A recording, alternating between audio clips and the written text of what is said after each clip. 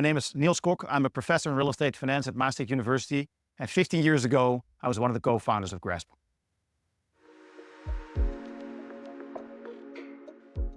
Maybe it's good to take a step back first.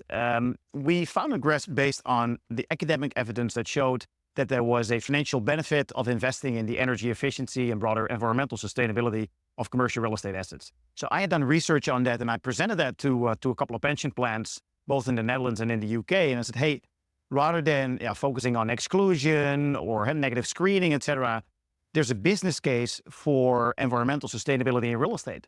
So real estate, on the one hand, yes, is a big emitter of carbon emissions, etc., but on the other hand, could also be part of the solution when you start to improve it, and at the same time, make a better financial return.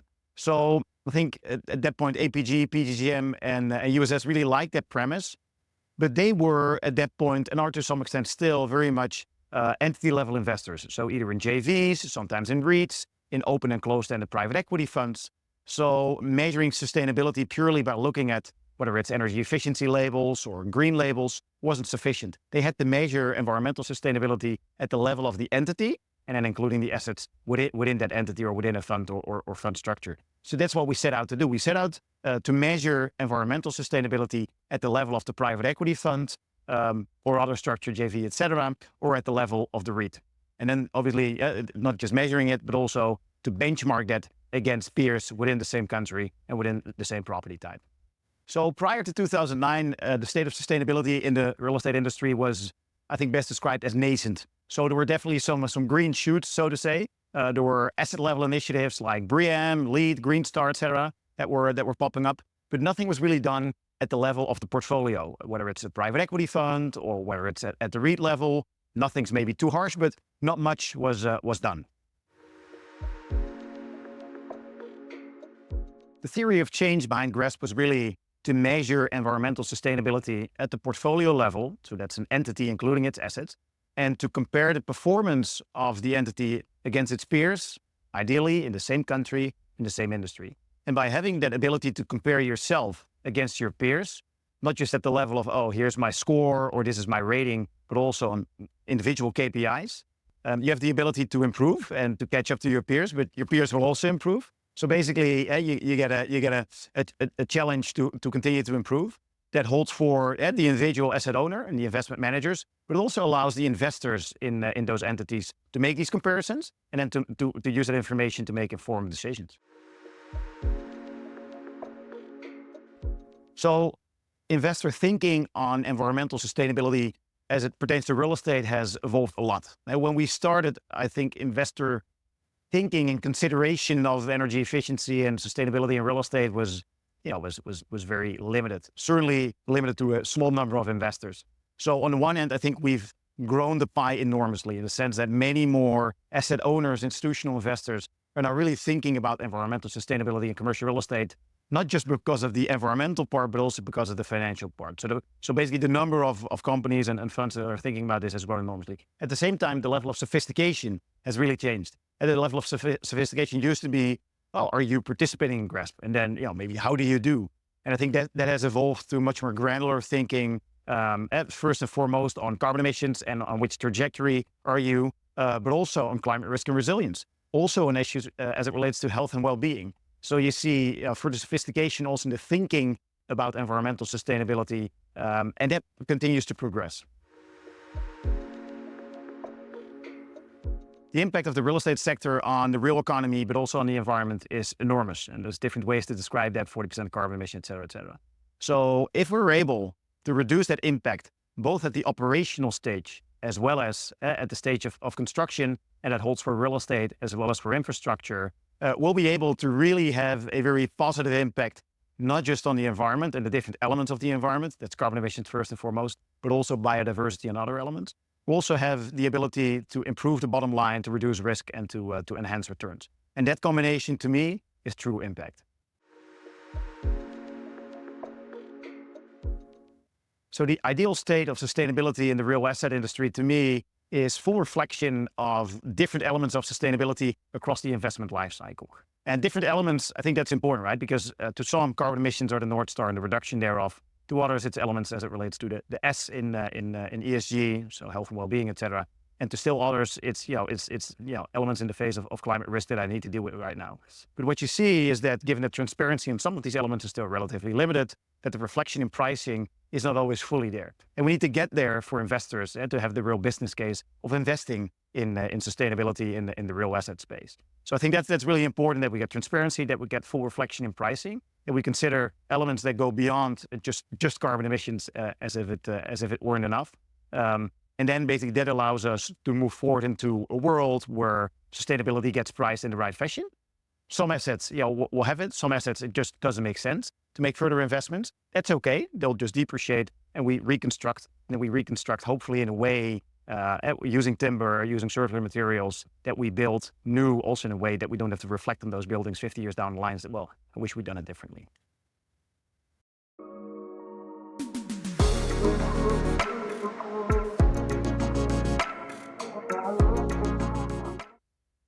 Hello, everyone, and welcome to this very special GRESB Global Results event. Thank you for joining us today as we reflect on the past 15 years of working with the real asset industry and as we take a look ahead. We just heard Niels talk about the market conditions that led to the creation of GRESB and the motivation for structured ESG data and benchmarking for the investment community. While GRESB has evolved alongside the market it's serving, our mission today is the same as it was back then: to be a strategic partner to the real asset industry and provide a suite of insights that guides market participants into a future where sustainability is truly integrated into the investment decision-making process for better financial and environmental impacts. During this event, we will look deeper at the connection between sustainable performance and financial returns, demonstrated academically as well as in practice. We will explore the numbers and trends from this year's real estate and infrastructure benchmarks. We will discuss the direction of travel that key stakeholders see for our industry and touch on the details that most of you are here to learn, the evolution of the GRESB standards. As we look ahead, we hope that you will be constantly reminded that you too have a voice in how future changes will shape the way investors and managers communicate about these material topics. So with this, let's jump straight into this year's results with GRESB's Chief Innovation Officer, Chris Pike, and Member Relations Officer for Oceania, Sarah Blankfield.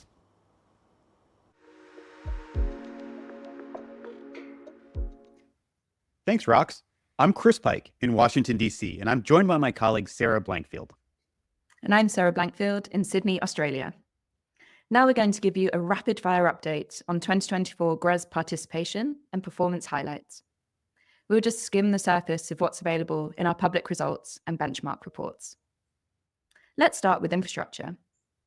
The 2024 infrastructure standard featured incremental improvements and general stability in structure and scoring. Participants reported on more than 700 individual infrastructure assets, essentially operating companies. The most notable advance was the introduction of the new Infrastructure Development Asset Assessment. This new tool introduced dynamic materiality to accommodate multiple phases of greenfield infrastructure development. New participants used the Infrastructure Development Standard for assets in 24 countries. Overall, infrastructure scores increased by approximately 3.6% year over year. Now let's shift to real estate. The GRESB Foundation, the standards governing body, approved significant changes in 2024. Some of the most notable included improved criteria, specifically more detail about physical and transition risk, and the separation of non-operational energy loads like EV charging. They also introduced changes in both the data we collect and the methods we use to benchmark it. A new amortization schedule for building certifications was introduced, and asset-based country-level performance benchmarking. We saw unanticipated, unintended impacts of these changes during the preliminary results period. We listened to feedback, we analyzed results, and we made specific adjustments to our methodology. The result for final results was a better assessment, one that was more stable and had a more predictable distribution of outcomes while remaining fully aligned with foundation priorities. Diving a little deeper, the greatest change was seen in the use of building certifications. And so what we can see on the graphs accompanying these remarks, you can see the trends in building certification scores. This is just the 8.5 points that are available for both design and operating statistics. We go from 2020 to 2021 to 2022 to 2023, and you can see the steady increase.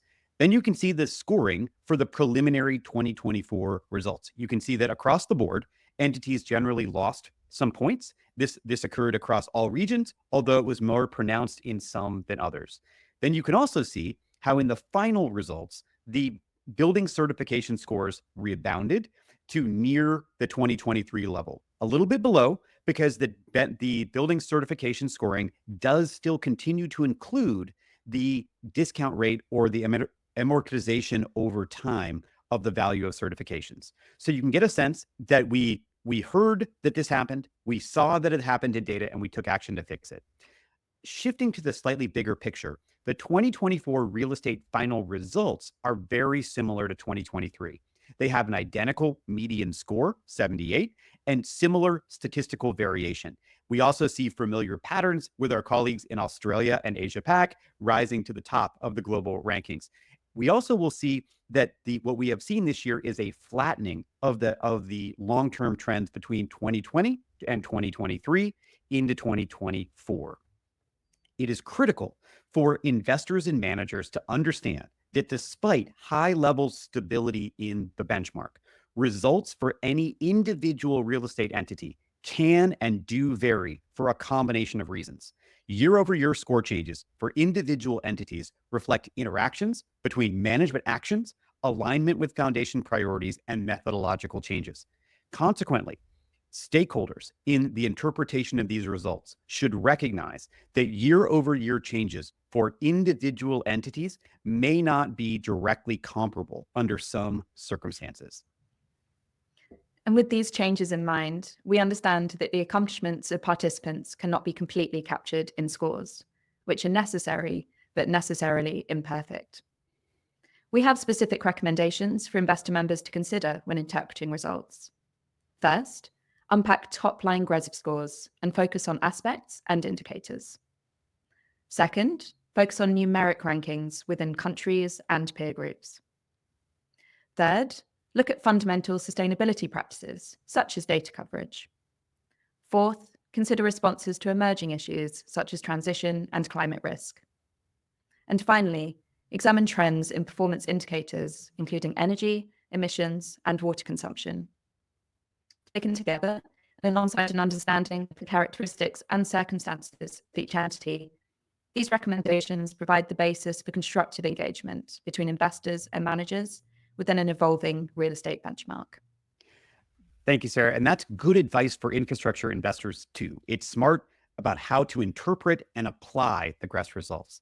Let's continue with information about participation and some highlights from performance in both real estate and infra.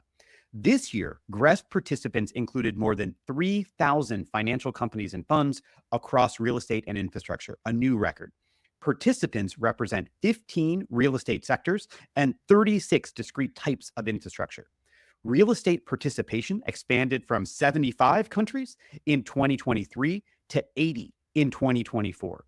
Similarly, real estate participants reported 208,000 assets, a 23% increase from 2023. Infrastructure participation expanded from 72 countries in 2023 to 81 in 2024. And for the first time ever, over 700 assets, portfolio companies reported using the infrastructure standard. The fastest growing infrastructure markets include Austria, Peru, and India. Looking a little deeper, we can see that the representation in real estate includes diversified, residential, office, and a wide variety of types, essentially representing the breadth of investor-owned companies. Infrastructure assets similarly represent transport, renewable power, data infrastructure, and other types of investor-owned assets. Collectively, GRESB real estate and infrastructure participants reported on a gross asset value of nearly $9 trillion. Now, Sarah is going to dive into some individual highlights. Thank you, Chris. So we know that long-term impacts start with a clear direction of travel. In 2024, more entities set ambitious, rigorous targets for performance improvement. The GRESB standards break this down into targets, commitments, and policy, along with a framework to systematically disclose baseline years, target types, and long-term targets. The fraction of real estate entities reporting net zero targets increased to 65% in 2024, compared to 50% in 2023. Similarly, the fraction of infrastructure assets reporting net zero targets increased to 68% from 60%. These commitments are backed up with continued commitment to increase data coverage in both real estate and infrastructure. Incremental gains in coverage across all performance categories reflect long-term investment in skills, tools, and processes to collect and manage unprecedented amounts of information, often across very large portfolios or organizations. It is important to recognize that data coverage continues to vary significantly between regions and property types. The data coverage that Sarah described allows us to understand patterns of energy use and greenhouse gas emissions. And reported energy and greenhouse gas emissions intensities for real estate specifically followed expected patterns, with reported intensities varying across property types. And just to get a sense of the landscape, industrial and scientific properties, such as laboratories, had the highest greenhouse gas intensities, more than 10 times the value reported for logistics. Focusing again on real estate, we understand that year-over-year changes also varied. For example, retail participants reported large increases in median greenhouse gas intensity, while hotel, office, education, and industrial reported notable decreases. This provides a snapshot of industry performance, and it also illustrates the real-world limitations of emissions intensities as a metric. The most common and carbon-intense property types are dominated by process loads and occupancy and other factors. These are not well described based on floor area alone. So real estate managers are going to be able to use the new Real Benchmarks tool to dig deeper into these patterns to analyze regional and country level performance. We also know that performance alone, be it efficiency or the purchase of renewable energy, is not enough. We're acutely aware that performance will need to be sustained and improved in a fast-changing world. Companies face increasing pressure to anticipate and respond to changes in regulation and physical climate. The 2024 standards enhanced reporting on both. In the real estate assessment, we evaluated resilience in climate strategy. In the infrastructure assessment, we evaluated resilience as part of climate-related risks and opportunities. Both increased significantly. Real estate participants increased to 94% reporting on these critical issues from 89% in 2023.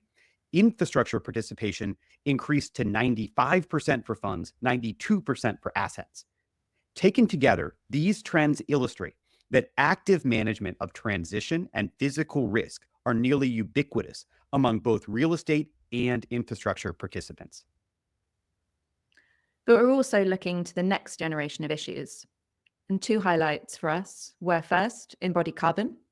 This year, 29% of net zero targets set by our real estate development participants included embodied carbon. And these targets will be met with innovative solutions to decarbonising construction materials. Second, we also saw a 21% increase in infrastructure reporting for data centres and digital infrastructure. These represent a fast-growing area of energy demand and potential GHG emissions. Both embodied carbon and data centres will be the focus of standards development efforts in 2025. Look out for more details in the 2025 Foundation Roadmap later this year. To conclude our section, we want to celebrate another year when real estate and infrastructure participants continued to raise the bar for management and real-world performance, despite economic and, in some cases, political headwinds. Participants set more ambitious performance targets. They increased data coverage. They improved operational efficiency. They made greater use of renewable energy and demonstrated more comprehensive efforts to manage physical and transition risk. From here, we encourage you to learn more by exploring the GRESB public results dashboards for both real estate and infrastructure, which we will be adding to over the coming months with even more detailed information. You will be able to slice and dice this information in many ways, revealing trends and patterns across sectors and geographic areas. Investors and managers will find much more detail in their individual benchmark reports. We will also feature more insights like these in upcoming episodes of the Pulse podcast and our regional insight events. For now, we turn back to Roxana to continue the program. Thank you very much. Thank you both. What we heard from Chris and Sarah is that there is consensus on the need to raise the bar and transition to an outcome-based assessment of performance. No surprise there. This aligns with the message shared on most world stages that discuss ESG. Our industry is taking action, which creates positive real-world impacts for people, the environment, and the bottom line. Impact starts with the direction of travel and targets for improvement. And the GRESB framework needs to constantly adapt to the growing ambitions of regulators, investors, and practitioners. These actions are reflected in this year's numbers and results at the global, regional, and country level. For those looking for a deeper dive into the regional numbers, we will publish rolling insights over the coming weeks and months on our results page. And I invite you to join us in person at one of our 30 regional insights events taking place in cities across the world in collaboration with our partners. You can find a full list of these events online and register directly. We will also send registration links in the follow-up email to this event. As Chris and Sarah touched on, the GRESB benchmarks evolve over time, and the GRESB Foundation updates the standards to reflect the changing needs of investors and changing market practices. To all GRESB participants watching, we heard your feedback over the past weeks as we were reviewing your preliminary results. We know that to continue to provide value to you through the assessment process, we need to pair changes to the GRESB benchmarks with the right resources, communication, and engagement delivered at the right time. Following this event, we will invite you to join us for a GRESB presentation that will outline our commitment to improving how our teams will keep you updated on future changes, the support we will provide to you during this process, how we communicate and clarify our strategic roadmap ahead, and how the Foundation will continue to raise the bar while providing critical transparency into the process.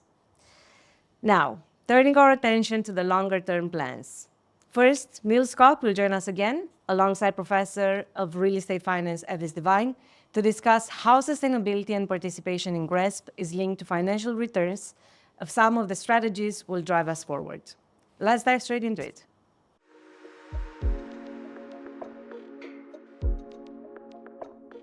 My name is Avis Devine. I'm an Associate Professor of Real Estate Finance and Sustainability at the Schulich School of Business at York University in Toronto.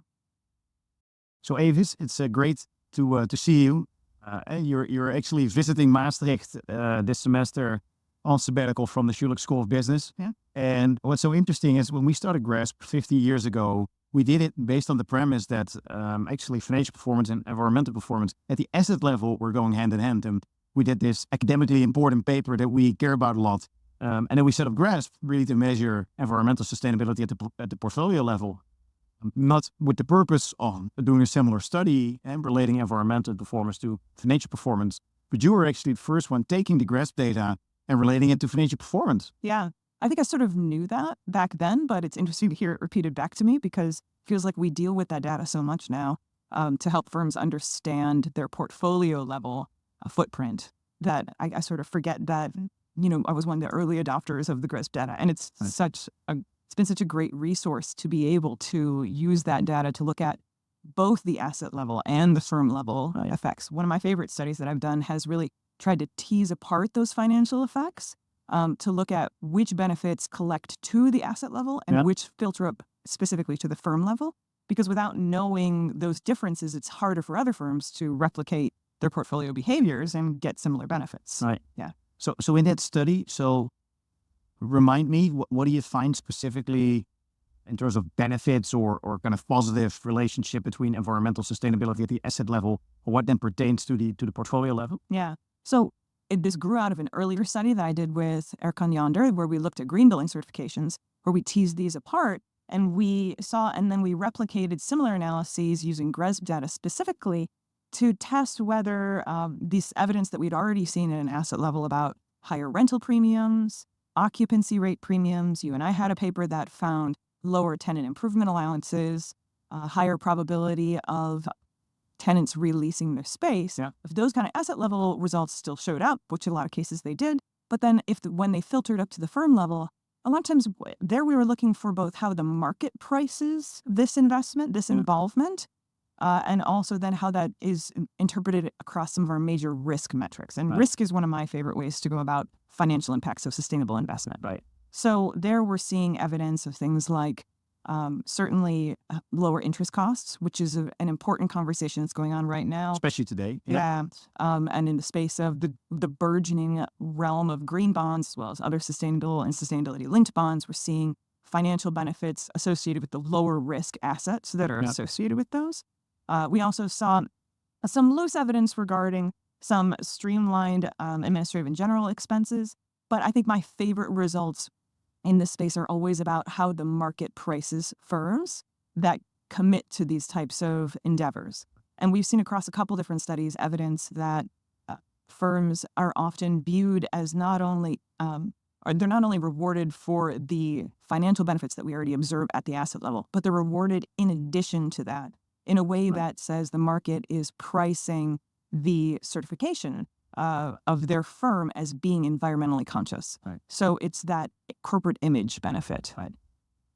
So what's really important also is the distinction between private equity on one hand and REITs or public companies on the other hand. And it's really hard to do research on private equity funds and firms because that data, and that's why it's called private equity, is just not publicly available. So most of the studies that you've done, that I've done, actually focus on REITs, but you've also done some private equity work. So tell us a bit more about that. Yeah, the private equity work, I'm very happy to say actually grew out of a demand from the private equity firms. I think a lot of them were a little jealous that REITs were getting all this research done on them. Yeah. And they said, we want that kind of insight too. How do we go about getting that? And through a collaboration with the Odyssey funds in the US and GRESB, we were able to dig into that subset of the private equity universe. Right. And interestingly, the most high level result from that was that over the last 8 years or so, every single Odyssey fund has adopted GRESB, which means that at this point, having this type of sustainable commitment within your portfolio is now table stakes if you want to be involved in that level. I also did another paper that with you that took that same lens, keeping a focus on financial analysis where we could. But at this point, I'm also really interested in thinking about environmental performance too, and understanding how well these investments are, into environmental commitment are actually resulting in improvements in environmental performance. Impacts, right? Right? Yep. So, and we were able to sort of tease that apart a little bit and look at where we're seeing the differences in adoption behavior between public and private firms. And it was interesting because there was very clear evidence there that the public firms were earlier adopters. I think because of their transparency requirements, they got pushed sooner. But private equity is coming up on them hot right now. Right. They're adopting at a much higher rate. And in terms of AUM, they're almost even in terms of how much is enrolled in GRESB now. Right. So we're seeing quite an uptake within the private equity space. And there really isn't that much, once you get to the assets that have adopted GRESB, we're not seeing a big difference between how well a private equity fund or a public equity firm can perform in those environments. I mean, they sell assets to each other as well. Mm-hmm. So to some extent, you would expect that there's some level of equilibrium between the two.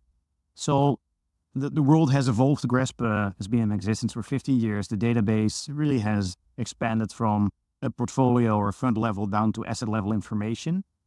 What are you excited about when it comes to research using this kind of data? What are the questions that you think we should, answer or will be able to answer, not just, this year, but over the next couple of years? Yeah. And this is always what's interesting. I know you are very excited about the social space. Yep. And I'm very interested in the insurance space. I've been thinking a lot about understanding what kind of pricing impacts this is going to have, because there's so much variation in what we have priced insurance as in the past versus what it's looking like in the future. Yep. And I don't know that we are necessarily capturing all that correctly in our analysis right now. So I think that there's a lot of opportunity to fine tune that.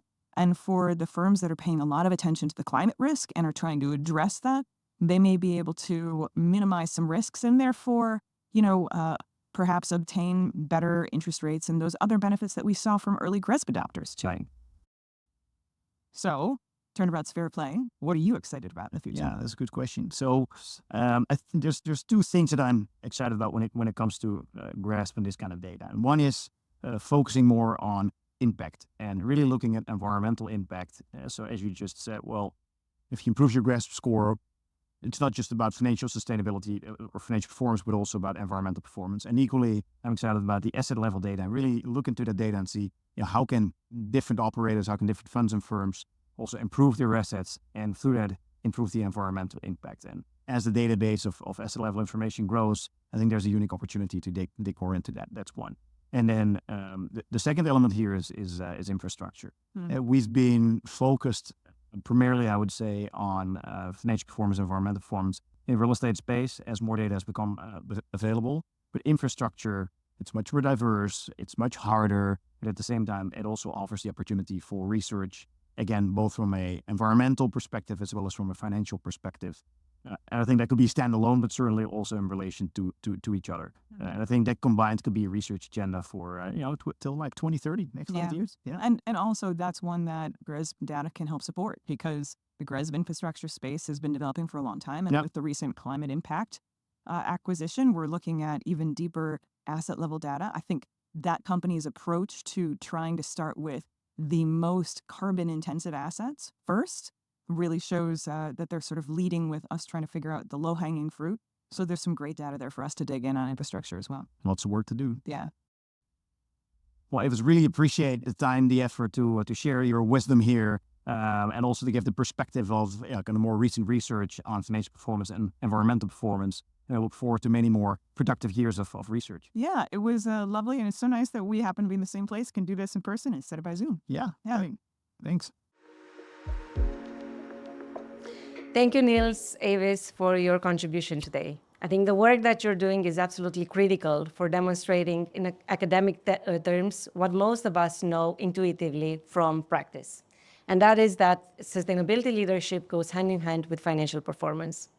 And now that we've covered the academic piece, I would like to turn the stage to a panel of industry experts discussing their views on the future state of the market, hosted by GRESB Sarah Welton and Parag Cameron Rastogi. Over to you.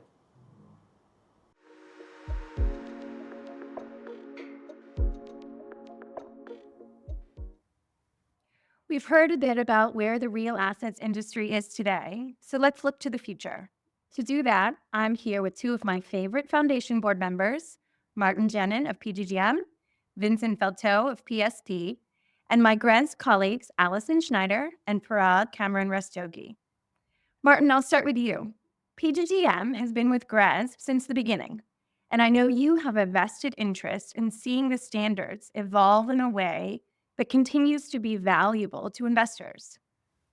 Can you talk about the early days and why you're hopeful to see an evolution in the benchmarking tools and reports? Yeah, sure. Thank you. PGGM has been with GRESB since the beginning. Indeed, as one of the founding partners. It was also around the same time that we updated our investment beliefs. And one of our investment beliefs is that sustainability pays off. And if you say that sustainability pays off, it does help if you're able to measure sustainability. So that's also from PGGM side, our interest in GRESB and making sustainability across the globe and being a global investor more measurable. So that's why we have been involved from the beginning. I think at the beginning it was more about policy and things that were in place. Over time, that has progressed and the performance side has become more and more important.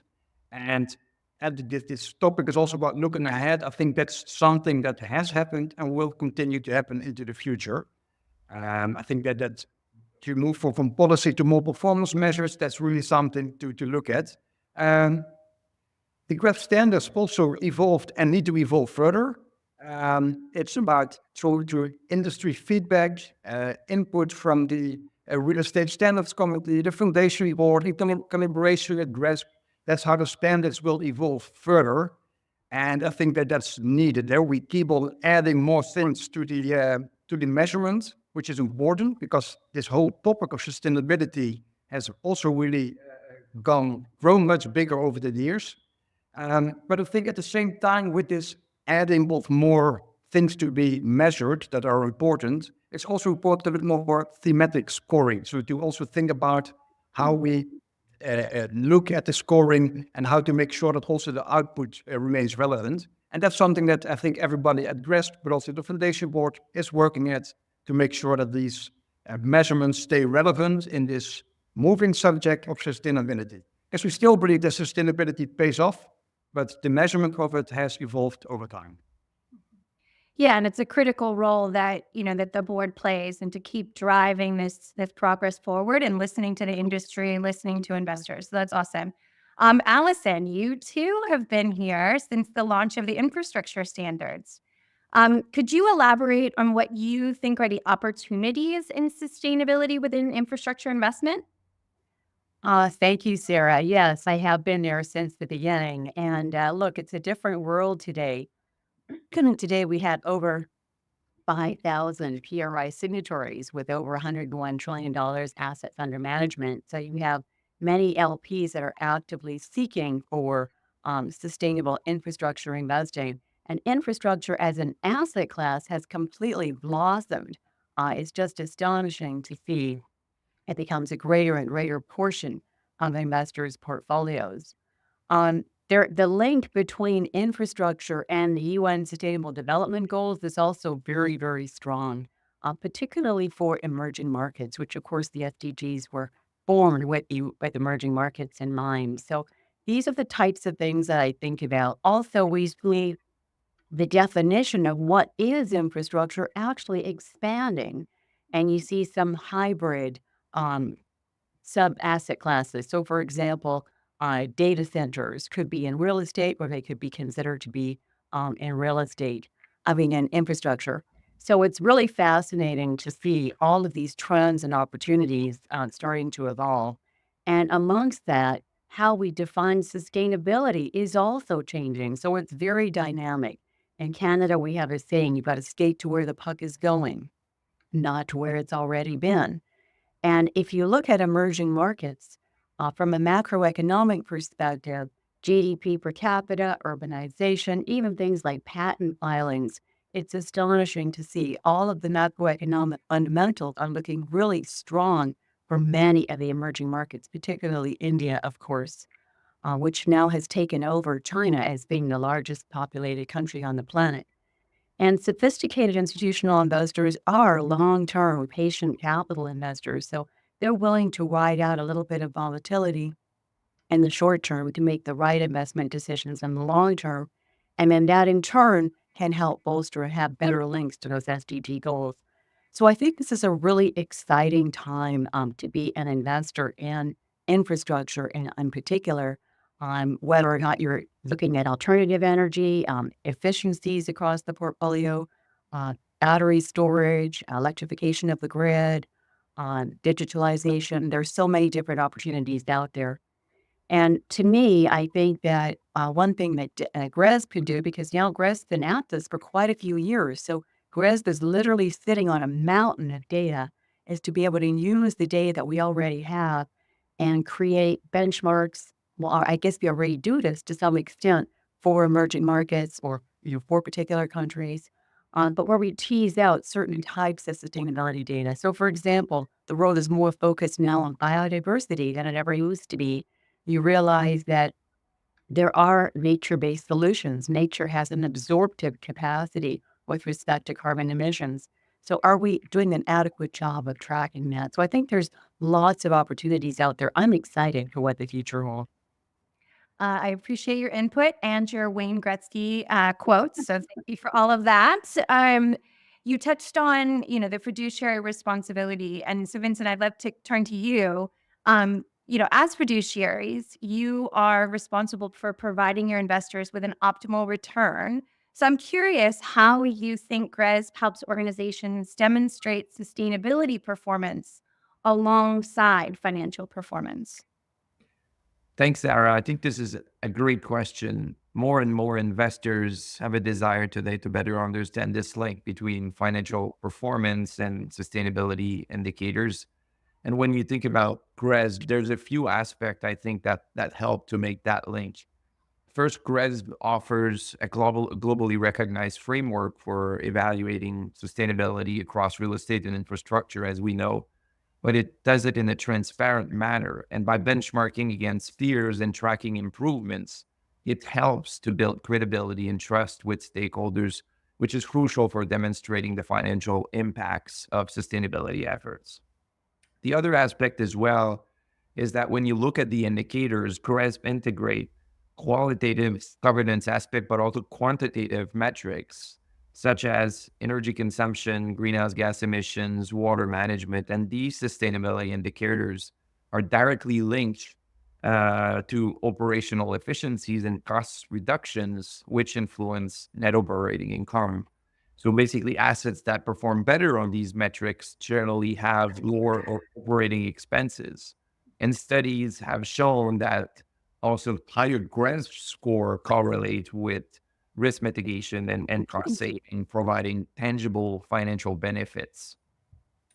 And the other aspect as well is that GRESB score overall serves as a proxy for sustainability performance, which attract capital from investors which prioritize ESG integration. And companies with higher GRESB score or improving GRESB score are increasingly recognized for the long-term financial resilience, thanks to those operational efficiency and better risk management. So I think these are some of the main points that helps. And maybe the last one, as we know, the regulatory landscape around sustainability is really evolving rapidly these days. And GRESB also helps organization align their practices with current and future requirements. So that is another aspect. And as we know, some of the new regulations are tied to financial penalties in certain cases, or could provide organization with subsidies. So GRESB also allows organization to better align with regulatory readiness. Again, skating to where the puck is going, not to where necessarily the puck is. So yes, it's good to hear that GRESB is serving that role to improve the financial performance while also creating a more sustainable marketplace. Parag, if you could talk about the insights you're most excited about sharing with GRESB participants and investors. I know you specialize in those visualizations. So tell me what's most interesting to you. Well, I think I'm going to pick up a few keywords from what Martin, Vincent, and Allison said. Right? So I'm intrigued by the words of investment thesis, like what is our investment philosophy that Martin spoke about, which is the key driver here. You're not interested in GRESB, but sustainability is part of your investment philosophy. But at the same time, as Vincent and Martin both said, you have fiduciary responsibility to your investors, so you need to show returns. And as Vincent pointed out, we have two studies, or second one's coming out soon, showing that there is a positive correlation between returns and GRESB scores. Obviously, GRESB scores don't cause returns. They are both a reflection of good management strategies and good forward-thinking investment theses. And as Allison pointed out, GRESB cannot have an impact if we stay restricted to a few developed markets. We have to keep expanding the tent and getting more and more people into the sustainability journey and helping them improve over time. And I think GRESB has achieved a fair degree of success on all of these fronts. And I'm really excited about where we're going as we improve our data collection. I know Allison is very kind about the amount of data we have. We do have a lot of data. But of course, the quality has, drastically improved over time, over the lifetime of GRESB. And as we chase down more and more granularity, it becomes something that we can actually go back to our participants and give them even more insights. Some of which you've seen, about how does a given score reflect a given action that is desirable, a sustainability action. I mean, in any case, any test or assessment framework that's designed by human beings is going to be somewhat arbitrary. Anybody that's ever given a standardized test knows it's not going to be a perfect reflection of the natural world. But we need to measure as close as we can the actions that we consider desirable as a society. Decarbonizing your energy supply, increasing biodiversity, improving social value, things of that nature. Some of these things are easier to measure than others. And so we have to avoid this tendency to overemphasize the things that we can measure. And we have to try and keep sort of the holistic picture in mind, which I know sometimes GRESB can, the exhaustiveness of GRESB can be exhausting, but it's because we're trying to be holistic. We're trying to cover all four aspects. And, over time, we are really keen that we reduce the reporting burden. So you're not spending months and months of the year trying to just give us data that we already could have automatically. But these are essentially sort of directions of travel related to improving the efficiency of doing GRESB, right? We're not trying to we're not trying to distract you from the job of sustainability and decarbonization. So I think I'm very excited about that, particularly about what we've done, our new collaboration with Asset Impact, which is a subsidiary of GRESB, and their sort of fundamentally different way of gathering data from the world. So stay tuned for how sort of the two approaches combine over time. Thank you. Yeah, again, a nod to the importance of the GRESB Foundation and the work that the board and the committees are doing to think about what are the things we need to represent within the standard. We have a couple minutes left, so I'm going to turn to each of y'all just to ask very briefly, what is the key to reaching the real asset industry's collective sustainability goals? I'll let you you sort of fire them off as your brain starts turning. Allison? Okay. I'm thinking about this. So, in order to reach our collective sustainability goals, I think visualization and tools is really useful. And I'm excited about the collaboration with Asset Impact as well, which is looking more at it from a top-down perspective across the planet. And being able to figure out new ways to track our sustainability performance linked to financial performance. Learning entities understand that we are in a race to net zero. We need to accelerate what we're doing with respect to decarbonizing our planet. And so being able to use GRESB data mapped against, say, Climate Action 100 plus type criteria, where you're looking at things like CapEx tied to transition and remuneration tied to transition, et cetera, in a company. Being able to track all of those across the portfolio, I think, is really exciting. So I'm excited for investors to start adding on, instead of just having a few infrastructure assets that are doing the GRESB survey, have the whole portfolio do the GRESB survey. Then you can actually see, rank the entire portfolio and see how it's doing relative to their decarbonization and transition to net zero goals. Thanks. Martin, do you got anything to add? Yeah, maybe a little bit. I'm not 100% sure that we do have like an aligned industry collective goal, but I think most of the people watching this, I think we're pretty aligned on the long-term achievement. I think some of the things that would be needed there is persistence. It's about, for example, decarbonizing portfolio across the globe. It's gonna take time. Maybe some regulation could help here and there to speed up some of these processes. Good data, and that's something that GRESB has been working on since the beginning and will continue to work on in the future to collect better data, more data on measuring this sustainability we've been talking about today.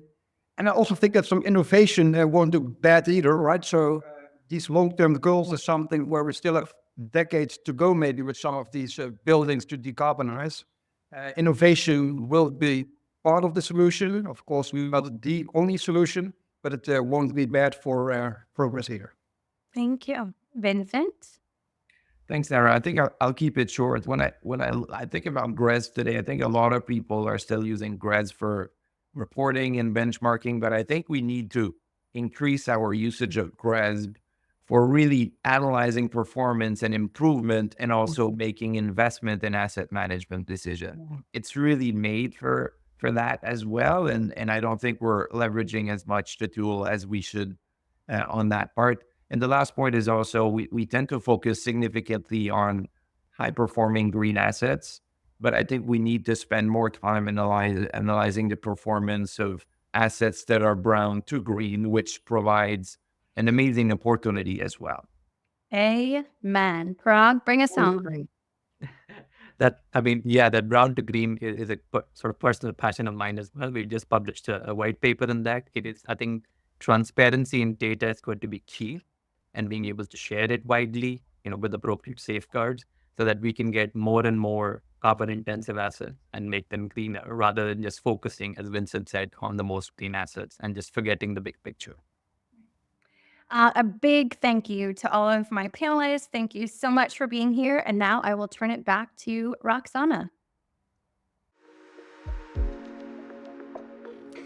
Thank you, Sarah, and big thank you to our panelists to the insightful discussion today. And maybe to linger just one moment on what was said, collectively, the GRESB community and the real asset industry as a whole knows where it's growing and agrees on what the North Star is. However, there seem to be multiple routes to the same destination, and individual market participants are willing and able to adapt at various speeds. A few key themes stood out for me. First, context is important. Having tools and resources that help visualize where we need to be are essential to charting our progress and planning our next steps.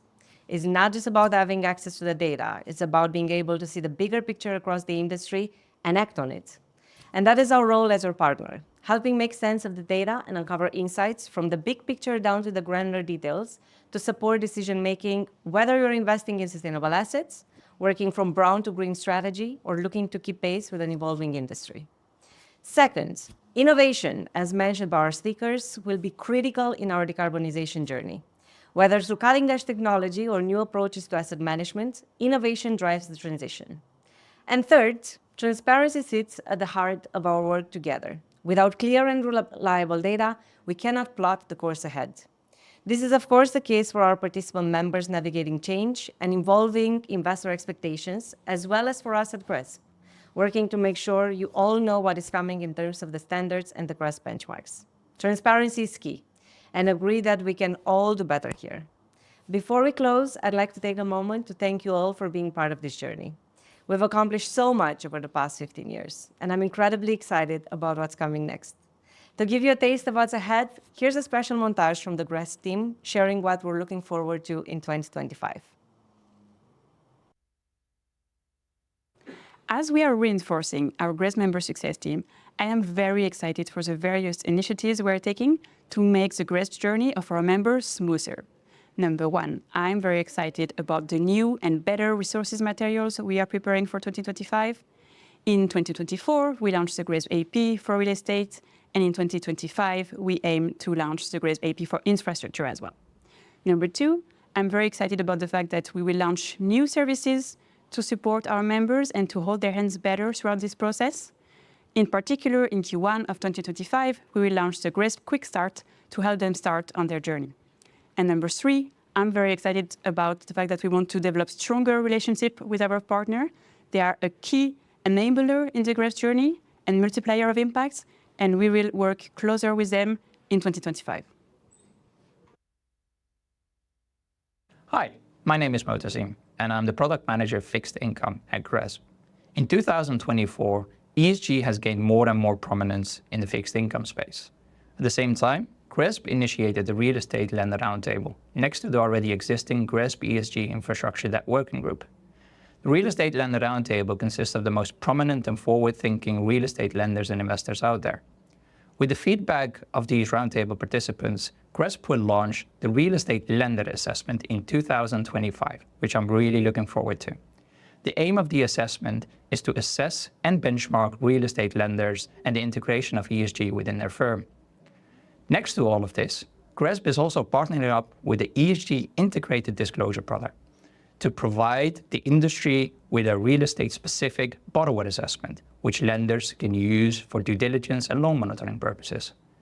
The lender assessment and a borrower assessment will go hand in hand and eventually drive ESG in the real asset fixed income space. I'm really looking forward to 2025, and I hope you are too. So we are here with you today to share with you some of the most exciting changes that you can expect in the next year's standards. And I'm here with Joss, Infrastructure Standing Committee Secretary. From your perspective, Joss, what are the things that mostly excited you about next year's standard?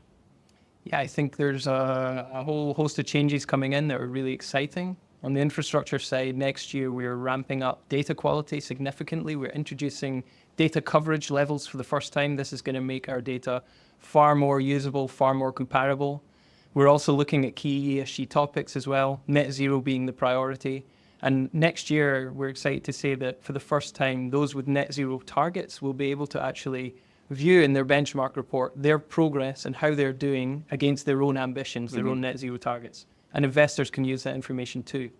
And I know you've got a lot of exciting changes on net zero and other topics as well. Surely. We've worked on many important topics this year with a particular focus on obviously net zero, which has crystallized into two big changes. The first one concerns renewable energy, with a particular focus on differentiating the leading practices when it comes to renewable energy procurement from lower quality practices. Another topic belonging to net zero is embodied carbon, certainly a topic that requires a lot more attention in the industry, with a new suite of more than 10 changes across all three components of the standards, with a particular focus on measurement of embodied carbon and disclosure of those measurements. Now, the second topic I also want to mention with you, and I'm very excited about, is that the GRESB Foundation is officially taking the lead on emerging topics as well. Think about biodiversity, with the creation of a new indicator addressing the strategy of biodiversity for real estate portfolios. That's really what excites me the most about the future, and stay tuned, you'll hear more about that in the coming months as we release the changes publicly. Yeah, we're not only focusing on new topics as well. On the infrastructure side, we're really streamlining our assessments. We recognize reporting burden is high across ESG departments out there. And what we've done for next year is removed 10 indicators and over 150 data fields without compromising the quality of the assessments. So I think this combination of new topics and streamlining really helps secure GRESB as the key assessment for understanding sustainability of real assets globally. Thank you.